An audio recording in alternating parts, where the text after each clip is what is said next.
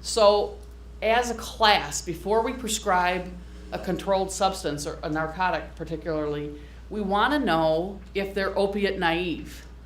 Because I remember not too long ago I worked at a rehab hospital and I got some huge hydromorphone doses, and it was like 4 milligrams, I think it was 8 milligrams every 4. It was a really high dose. And I'm like, this is a little teeny hospital. I'm like, oh, so I took it upon myself not to send anything until I knew what was in the record, what had been given before, because I don't want to be the first one to be giving 8 instead of 0.8, you know?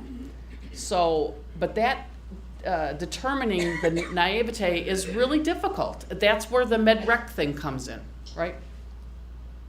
And when patients move, they move from nursing home, they move unit to unit, and it's sort of a game of checkers. They're just moving all over the place, and how many times would you know that they were given a drug in the OR that is not on your barcode system, it's not in your EMR for one reason or another? So how do you make sure those transitions are safe? So think about that. And who has the whole picture? You know, this is the same issue. It happens with dialysis drugs. You don't always see dialysis. You don't always see a lot of the outside drugs. And I remember from being a pharmacy chief years back, I would sit on medical care QA, the medicine QA, surgery QA, and we would see cases where either a patient came, like when we started our bariatric surgery program, we underappreciated the role of apnea and the use of narcotics. So the first couple people that got PCAs stopped breathing. And here's a 400-pound person, and you're giving them 1 milligram, and their respiratory system is so compromised. We didn't know enough about it. There was nothing in the literature really. You know, still look it up now. Try to find what you should do for somebody. I have sleep apnea. I'm weirded out about getting alcohol, antihistamines, all those drugs that mess with my respiration. But where's the guide? I'm looking for the policy. Does anybody have one, right? So what a great project. Do some research, get some residents involved, pharmacy residents, medical residents. What a cool thing.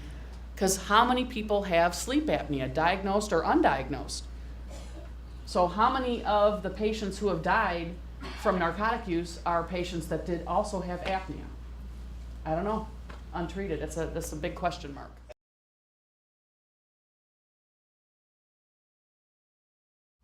So as far as the just narcotics in general, the MAPS programs, okay, it's great. We got this database. It's not complete. It's not complete for a lot of reasons.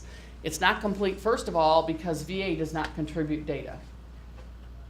In your area, that's 4 or 5 hospitals or health systems worth of patients. It's a lot of patients in your area belong to the VA, right? We are prohibited from submitting MAPS data right now for a number of reasons. We don't use your typical e-prescribing chain of data flow. There's just a lot of reasons why we don't. We were recently told a legal opinion that we not only cannot submit data, we cannot look because of the concerns about privacy violations. It's basically where the privacy is stepping on patient safety. What happens in the DOD? And people are double and triple insured, so you're only getting a fraction when you're looking at the MAPS programs. And then when you look at history information, having worked in the PBM business, you know, the pharmacy benefit management, the insurance company side of things, the data is fractured also. If I go to Walmart and get a $4 drug, not so much with the MAPS program, but just in general, say it's something that doesn't have to be reported through the state regulations, but it could be anything. It could be tramadol, for example. I might not see that in prescription claims because I might have paid for it cash. And so it doesn't, if I go to a retail pharmacy, and Walmart was the one I picked on the most because they said, well, we do a complete history, and so the patient's totally fine. I'm like, what kind of planet are you on? Because there's more of us treating the patient than just the Walmart drugstore. So, but that's Kroger and Target and, Bob's drugstore down the street, whatever. And so those, I think our national pharmacy boards should make a requirement that any prescription that gets filled needs to be claimed with a zero copay, so that at least it's stuck to the record. And then if you're in a big group and you transfer, like in another month, every patient, every employee in the Fed will have all their records moved over, because we're transferring one mail order to the next. They do this big profile transfer. Well, it's not really a profile transfer, it's an open refill transfer. So basically all they do is transfer the drugs that have refills, which means most of your history gets left at the old place.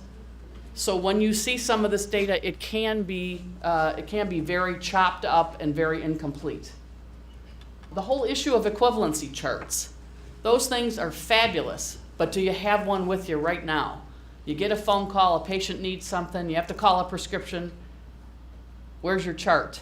So it's just the logistics, maybe there needs to be an iPod or an app for that, whatever, right? And, so that it can go on your smartphone. That would really make a lot of sense. And it's not easy to know what the patient was on recently. And we also struggle, we have a very tight formulary, but we get patients from the outside. They use the VA as a pharmacy benefit, but they're taking other items for which they might pay cash or whatever. So where does this non-formulary fit in the whole thing?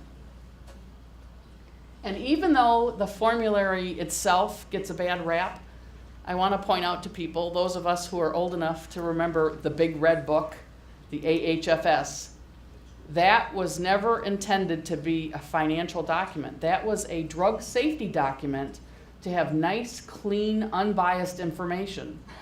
And the drugs organized by therapeutic class, so we could have some semblance of order and consistency and standardization in the medication system.